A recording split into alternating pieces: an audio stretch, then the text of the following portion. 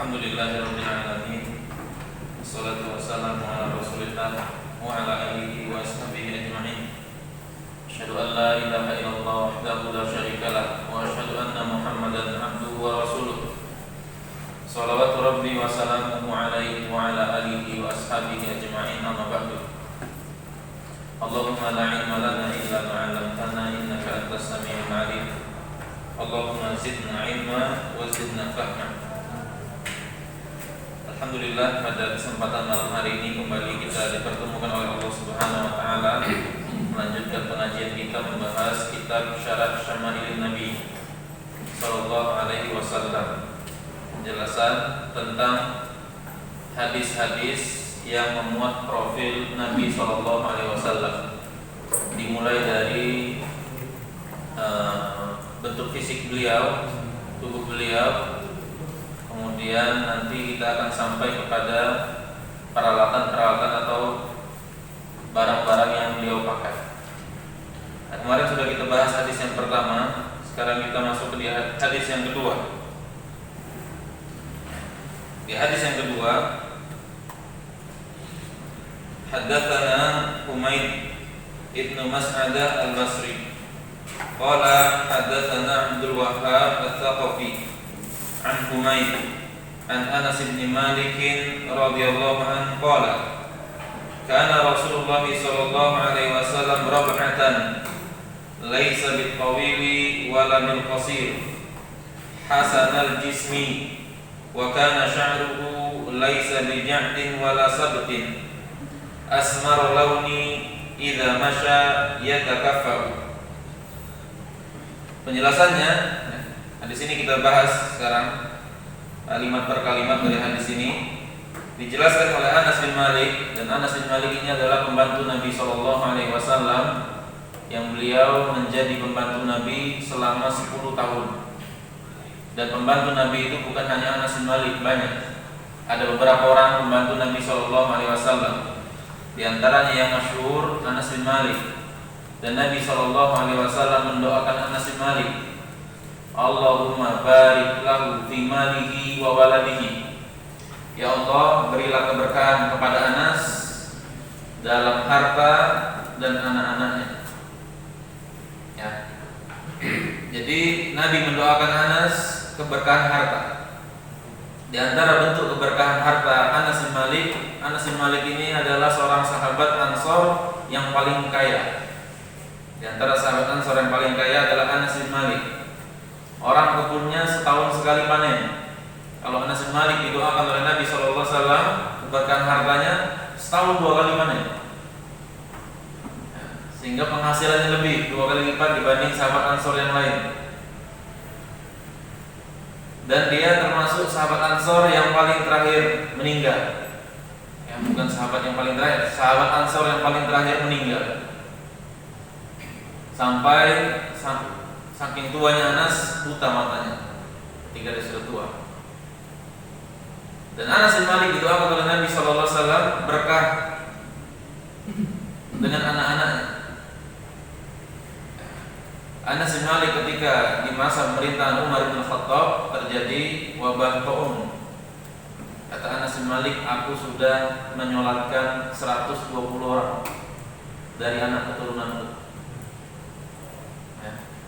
Anak cucunya ini disolatkan oleh beliau 120. Banyak. Artinya boleh kita mendoakan orang banyak anak. Doakan juga banyak rezeki tadi. Seperti Nabi sallallahu alaihi wasallam. Dan banyak anak itu dianjurkan. Namun ngurusnya kewajiban. Punya banyak anak dianjurkan, ngurusnya wajib. Jadi jangan sampai kita punya banyak anak tapi tidak terurus. Kita perhatikan juga kebersihan dan lain sebagainya. Ya, diperhatikan tanda akhlak dan pendidikannya. Ya. Kemudian Anas bin Malik ini ibunya nyerahkan. Ibunya Ummu Sulaim. Ketika Rasulullah SAW datang ke kota Madinah, para sahabat bahagia. Tidak pernah para sahabat merasakan kebahagiaan, sukaria seperti menyambut kedatangan Nabi Shallallahu Alaihi Wasallam datang ke kota Madinah. Karena bahagia para sahabat berikan hadiah kepada Nabi. Beri hadiah, beri hadiah, beri hadiah. Kata Ummu Sulaim, wahai Rasulullah, aku tidak punya hadiah apa untuk dibawa, kecuali anakku ini aku persembahkan untuk menjadi pembantu. Jadi pembantu. Tapi jadi pembantunya Nabi SAW, dan bangga Anas bin Malik jadi pembantunya Nabi SAW. Ya. Bangga kehormatan.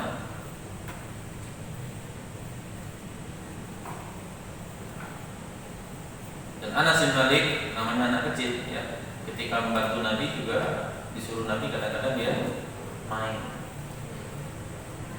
Kadang-kadang dia main bantu Nabi. Disuruh Nabi manggil Muawiyah untuk nulis wahyu. Lihat anak-anak main dulu Anas. Ya, main dulu deh. Kemudian Anas pernah ngetes Nabi SAW. Nabi suruh, Anas sengaja mau ngetes saja. Melihat akhlak Nabi SAW. Dan Nabi Anas mengatakan, tidak pernah aku menjadi pembantu Rasulullah SAW 10 tahun. Tidak pernah beliau itu mengatakan terhadap sesuatu yang tidak aku kerjakan, mengapa engkau tidak melakukan ini? Ya, aku tidak mau kali ini. Dan tidak pernah beliau mengatakan terhadap sesuatu yang aku kerjakan, beliau komentar, mengapa kau kerjakan ini? Mengapa kau masak ini? Mengapa kau gosok ini? Mengapa kau cuci ini? Kenapa kau udah nyuci, kenapa kau udah gosok, kenapa kau udah masak, kenapa kau udah bersih gini? Tidak pernah. 10 tahun. Ya. Kalau sepekan mungkin orang masih wajar. Ini 10 tahun. Dan ucapan Anas bin Malik ini meriwayatkan akhlak Nabi SAW bukan sekedar untuk jadi pengetahuan untuk kita. Mulia sekali ya Rasul itu. Iya benar sekali, kita bisa. Tapi faedah yang lain kita teladani. Laqad kana fi Rasulillahi uswatun hasanah. Sungguh pada diri Rasul terdapat teladan yang baik yang kita teladani. Nanti banyak para sahabat menyebutkan akhlak-akhlak Rasulullah. Itu kita teladani, jangan cuma kita menangkap Rasulullah seperti ini. Ya. Itu penyerapan yang menanggung nanti kita dalam belajar. Nah, kata Anas bin Malik, karena Rasulullah SAW rab'atan, dalam riwayat lain disebut marbu'an, ya, artinya mutawassitu fil qoma. Beliau itu tinggi rata-rata. Ya, dan dijelaskan oleh ucapan Anas berikutnya, laisa bitawil al-ba'in wala bil qasir. Beliau itu tidak tinggi jangkung, juga tidak pendek. Dalam hadis yang kemarin disebutkan namun cenderung tinggi. Ya. Wa qaluhu hasanal jismi, dan beliau itu fisiknya bagus. Artinya Allah Subhanahu wa taala mengaruniakan kepada Nabi SAW selain kemuliaan akhlak juga kesempurnaan fisik. Ya. Dan fisik Nabi SAW itu mutanasiqatun, proporsional.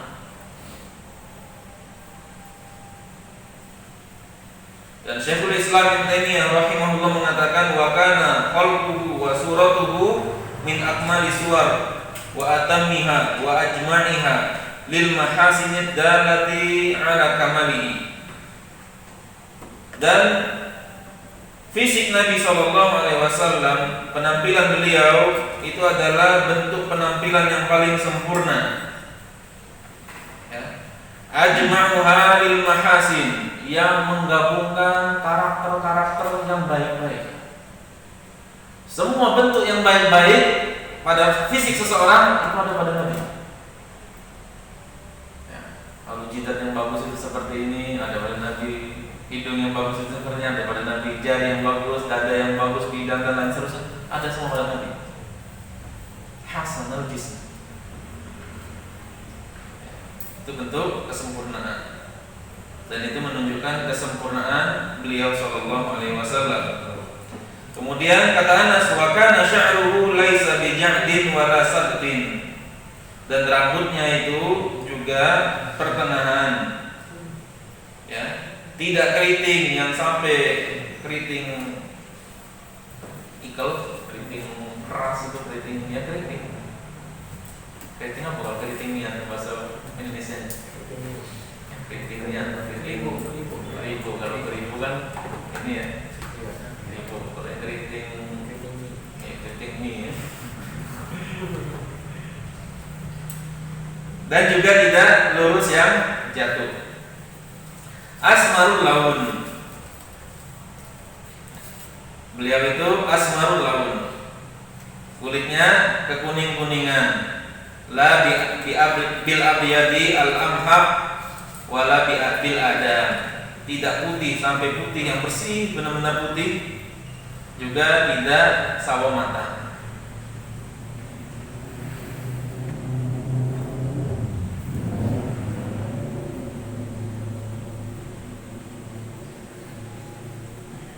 Dalam riwayat lain disebut azharul laun. Kulit beliau itu cerah.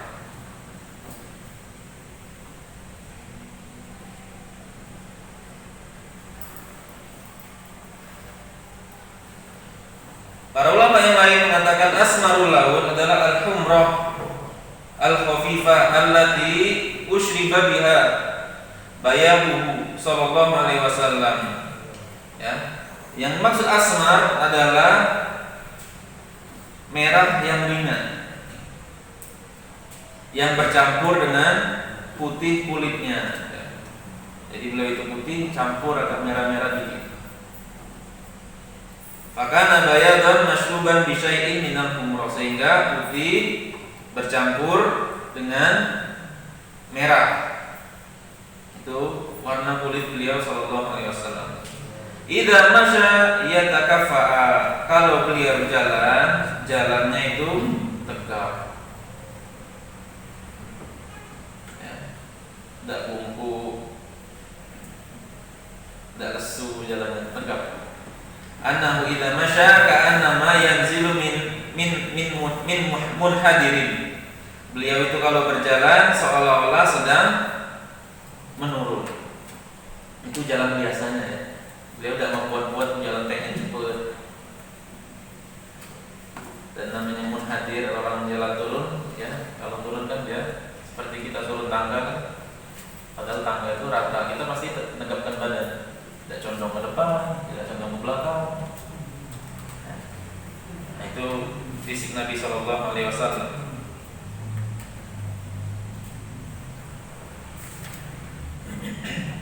Kemudian hadis yang ketiga, haddatsana Muhammad ibn Bashar, yakni Al-Abdi. Qala haddatsana Muhammad ibn Ja'far.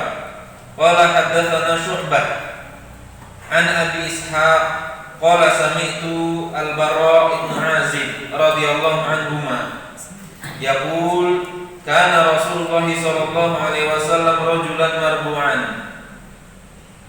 ba'ida ma bainal mankibaini 'azimal jummati ila syahmati udunaihi alaihi hullatun hamra ma ra'aitu syai'an qat ahsana minhu.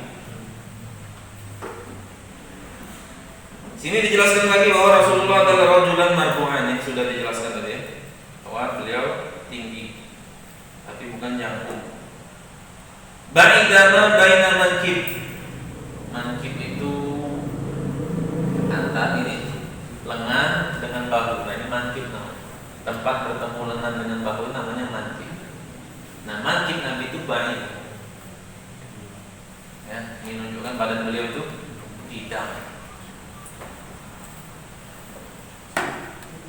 Beliau tinggi, badannya bidang, tegap.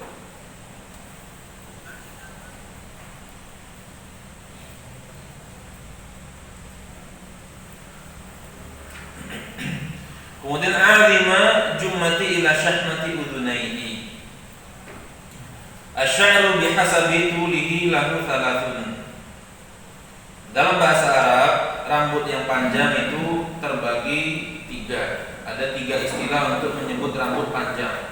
Ada artinya jummah, ada al-jummah, al-wafrah, al-limmah. Kulluha ta'ti fi wasfi sya'rin nabi. Dan semua ini jummah, wafrah, limmah ini adalah semua bentuk yang menggambarkan rambut Nabi SAW. Wafrah artinya ma nazala ila syahmati udunain. Itu rambut yang sampai di sini. Apa bahasa Indonesianya?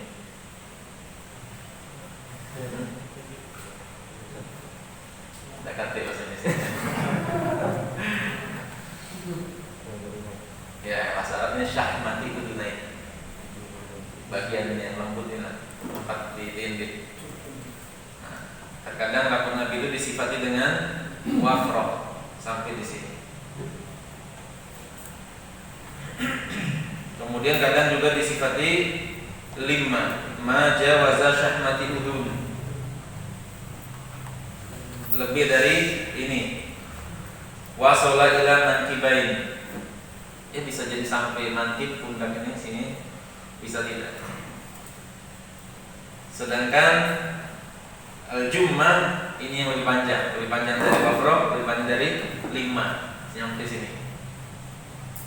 Kalau tadi wafrah itu sampai sini, lima itu agak lebih dikit, sini, ini. Kalau bahasa kita intinya gondrong. Batas mana gondrong? Kalau bahasa Arab berarti sini disebut wafrah, di sini disebut lima, nyampe sini disebut jummah. Nah, kata Anas bin Malik, kata apa? Al-Bara' bin Azib, rambut beliau itu jummah. Maksudnya adalah azimal jummati ila syahmati udunai. Bagian terbesar dari rambut beliau itu sampai sini. Ya. Jadi kan rambut itu kan kalau kita pegang, karena ini besar kita pegang.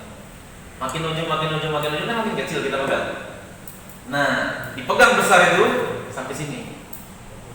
Sampai sini itu masih besar pegang, sampai sini itu masih besar. Baru sampai sini nurun.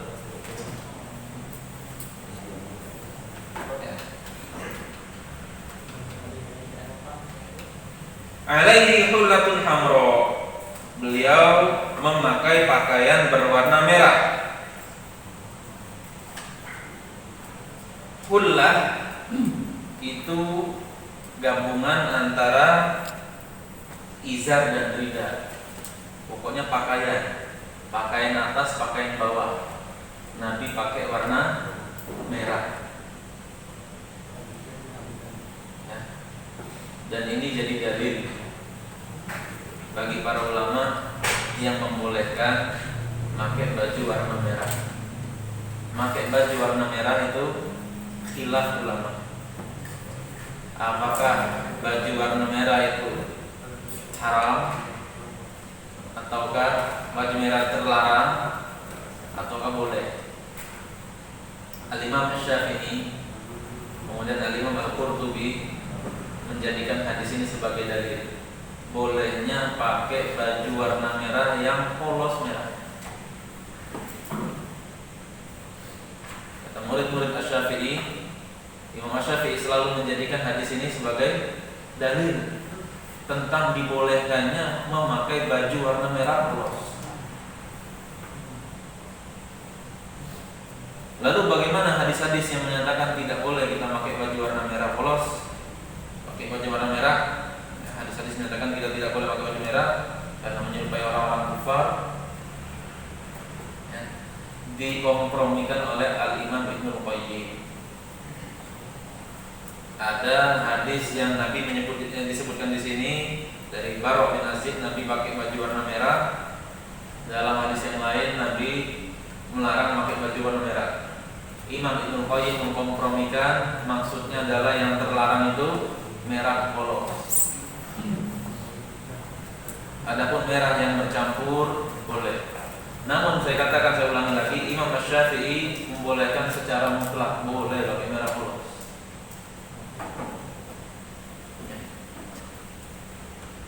Jadi intinya kalau kita simpulkan, selama pakaian merah polos tersebut tidak menyerupai orang-orang kafir, boleh. Insyaallah taala. Kalau saya cenderung pada pendapat Imam Syafi'i membolehkan pakaian merah polos selama pakaian merah polos tersebut tidak menjadi kekhasan misal dari bentuknya. Ya. Kita kalau seandainya itu menjadi ciri khas maka tidak diperbolehkan. Kata Imam Ibnu Qayyim, saya nukilkan di sini. Beliau bi anna nahya innama huwa anil ahmaril khalis. Yang dilarang itu adalah merah polos. Amma idza lam yakun ahmarul khalisan bal khalaqahu launun akhar. Adapun pakaian yang tidak berwarna merah polos bercampur dengan warna yang lain seperti warna putih atau warna hitam atau warna-warna yang lain, fahadza la yunha anhu. Yang demikian ini tidak dilarang. Fa inna Nabiy sallallahu alaihi wasallam labisa hullatan hamra. Karena Nabi sallallahu alaihi wasallam memakai pakaian berwarna merah. Dan dalam riwayat lain disebutkan pakaian merah yang dipakai oleh Nabi sallallahu alaihi wasallam ini adalah pakaian yang mahal, yang harganya setara dengan 27 onta. Berapa sih onta? 1.000 rial. Berapa? Tidak tahu ya. Ada onta sekarang. Nabi pakai baju warna merah ini yang 27 onta setara. Dalam hadis yang lain disebutkan ini adalah hadiah dari para raja. Tapi di hadis yang lain disebutkan hadiah para raja itu 33 onta setara. Artinya dari sini boleh pakai baju yang mahal kalau mampu. Kalau mampu jangan. Kalau kita punya uang lebih, misalnya pengen beli baju yang bagus, boleh. Nabi pernah pakai baju yang mahal demikian. Sampai.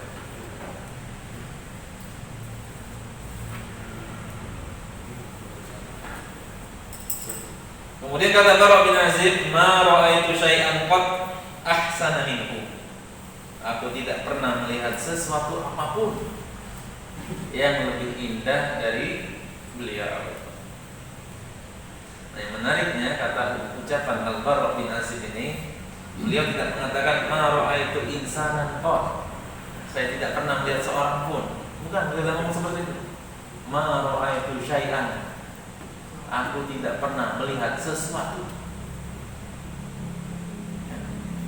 Sesuatu apapun, mau manusia, mau apa, bukan sesuatu yang lebih indah, yang lebih tampan, yang lebih ganteng dari Nabi Sallallahu Alaihi Wasallam. Ya.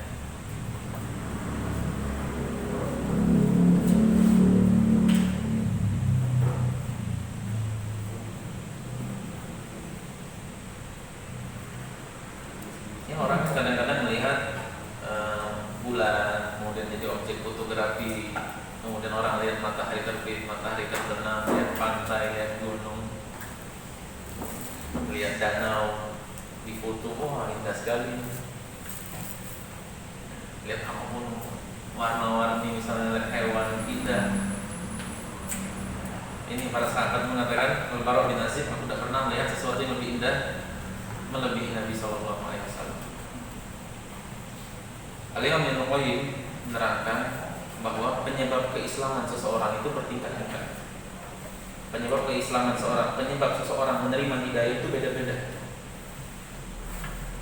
Ada orang bisa menerima hidayah lewat bayan, penjelasan.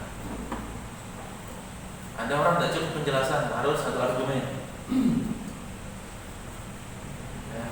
Ada orang dia tidak butuh dijelaskan lagi. dengar hadis, dengar ayat langsung taat.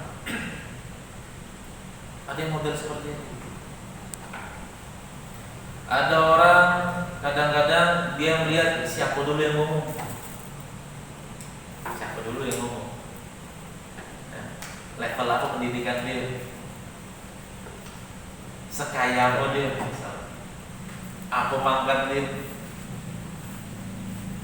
Misalnya di militer itu kalau selain anak buah yang ngomong dan dengar oleh atasan, ngomong apa baik belum adalah anak buah gengsi. Tapi kalau atasan ngomong dengar.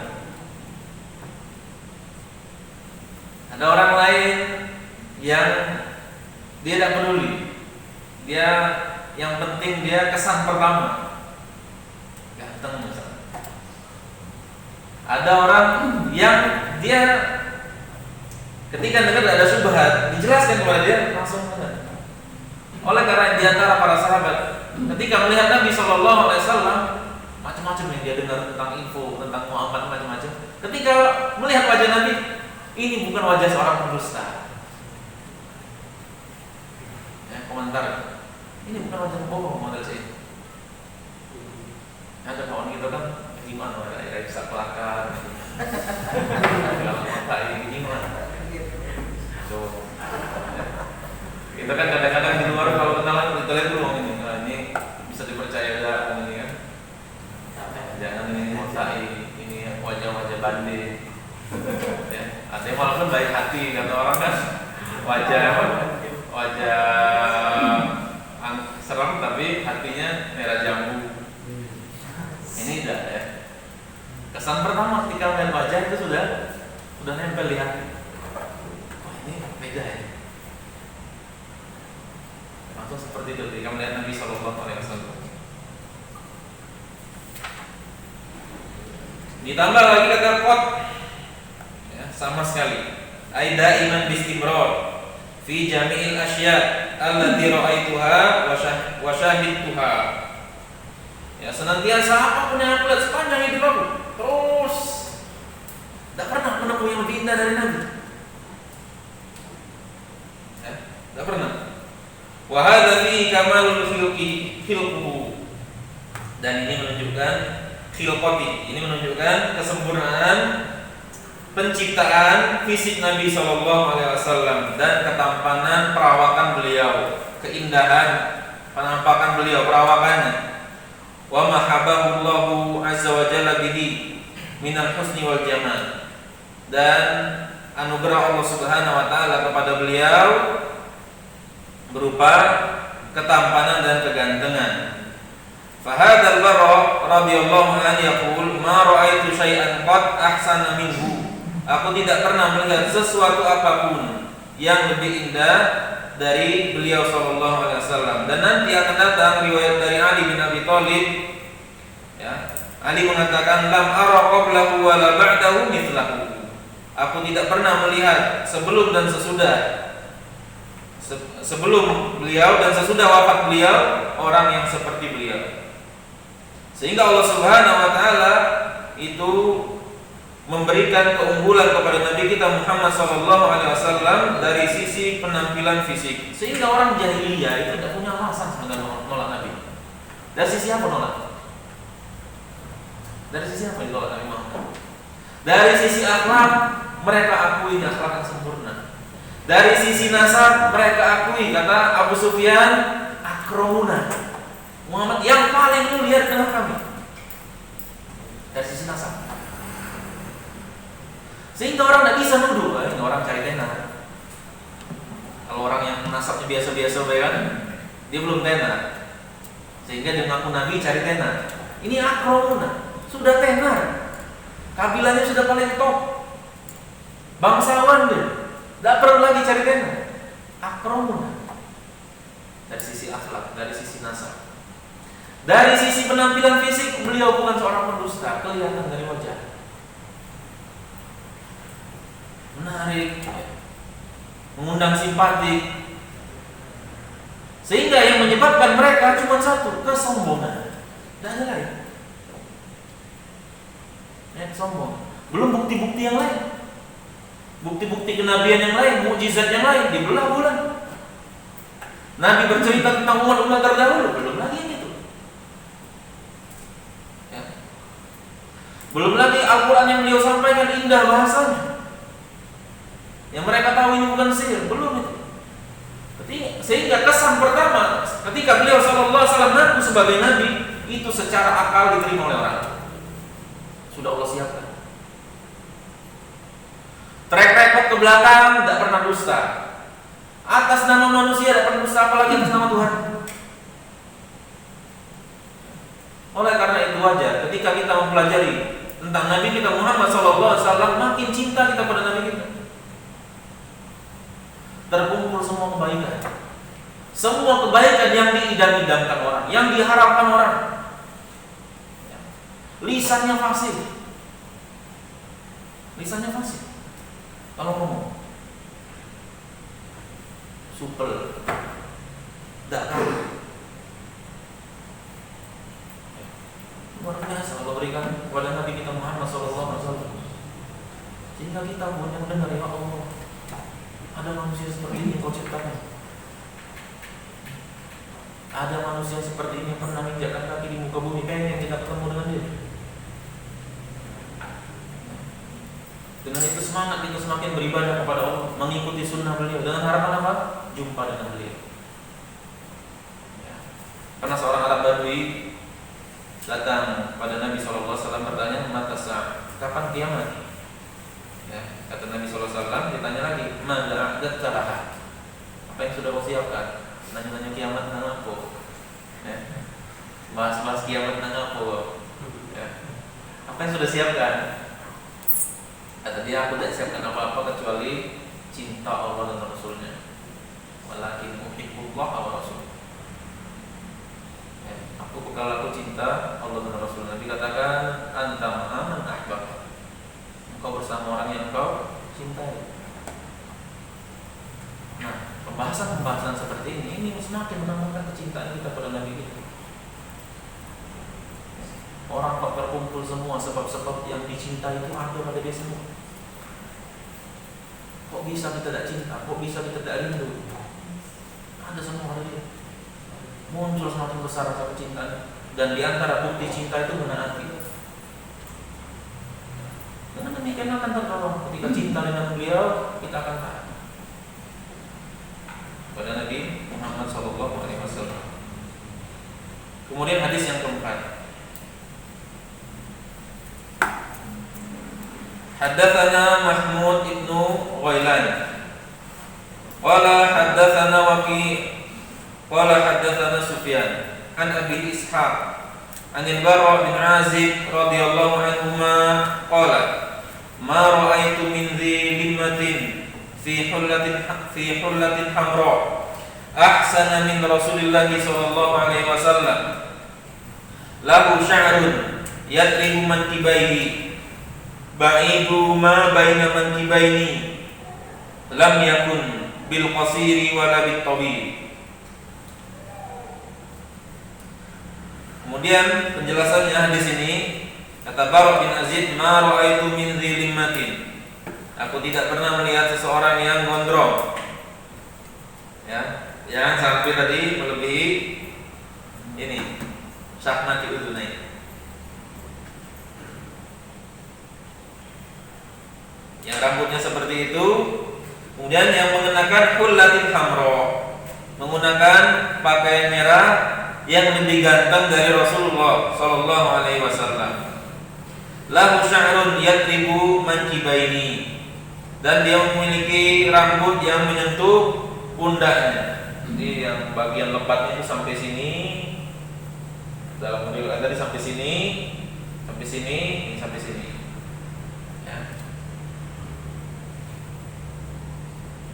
Ba'idu ma bainal mankibain, itu yang dadanya bidang, lebar dadanya dan bidang. Lam yakun bil qasir wala bil tawil, beliau tidak pendek dan juga tidak jangkung. Ya, ini disebutkan oleh Al-Bara' bin Azib. Nah, beberapa kali kita membaca hadis yang menyatakan bahwa rambut Nabi SAW itu gondrong. panjang. Yang menjadi pertanyaan bagi kita, apakah rambut panjang ini sunnah atau tidak? Nah, karena kita tahu pengertian hadis adalah sesuatu yang diriwayatkan dari Nabi SAW berupa ucapan, perbuatan maupun sifat, takrir dan sifat. Nah, di antara sifat beliau SAW adalah rambutnya panjang. Ulama khilaf tentang apakah rambut gondrong ini dianjurkan atau tidak. Kalau Imam Ahmad rahimahullahu taala mengatakan gondrong adalah sunnah. Ya, rambut gondrong itu sunnah menurut Imam Ahmad. Kemudian kata Imam Ahmad, seandainya kami mampu, kami akan gondrong. Ya, namun pada gondrong itu kata Imam Ahmad ada kerepotan dan ada biaya. Ada kerepotan dan ada biaya. Sisi pendalilannya apa? Ini ada kerepotan, ada biaya, tapi Nabi mau memanjangkan rambut. Berarti ini ada sesuatu yang bentuk ta'abbud, bentuk ibadah. Kok repot, kok ada biaya, kok Nabi lakukan itu? Berarti itu menunjukkan oleh Muhammad ibadah panjang. Sementara yang lain mengatakan, pendapat yang lain adalah mengatakan rambut gondrong itu adalah budaya masyarakat di zaman itu. Ya, budaya masyarakat di zaman itu gondrong.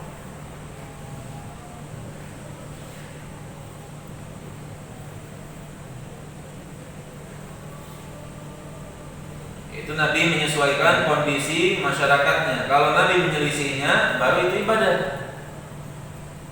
Ya. Baru itu ibadah. Kalau seandainya yang lain gondrong semua, tahu-tahu Nabi pendek. Nah, ini menunjukkan lain deh ini. Itu baru ibadah. Ini pendapat Syekh Ibnu Utsaimin. Walaupun beliau Hambali, tapi beliau tidak fanatik dengan Imam Ahmad. Di antara dalil menunjukkan adalah ketika Nabi SAW cukur koza. Ya. Cukur koza kata Nabi apa? Solusinya kalau sudah cukur pendek kan? Ya, pendek kan? Kalau tidak Nabi cuma mengatakan jangan koza, cukup mengatakan seperti itu. Jangan koza. Ini Nabi katakan pendek kan? Ini menunjukkan bahwa rambut panjang itu bukan ibadah, tapi itu adalah budaya di masyarakat itu, sehingga Nabi tidak menyelisihi budaya yang berlaku. Ini pelajaran juga bagi kita. Budaya di tengah masyarakat kita yang tidak menyelisih syariat, jangan antum selisih. Misalnya, kalau di sini agak bebas ya.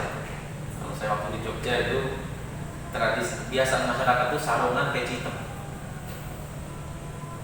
Jarang orang pakai gamis, itu jarang. Kalau orang pakai gamis langsung dicap, oh ini lain.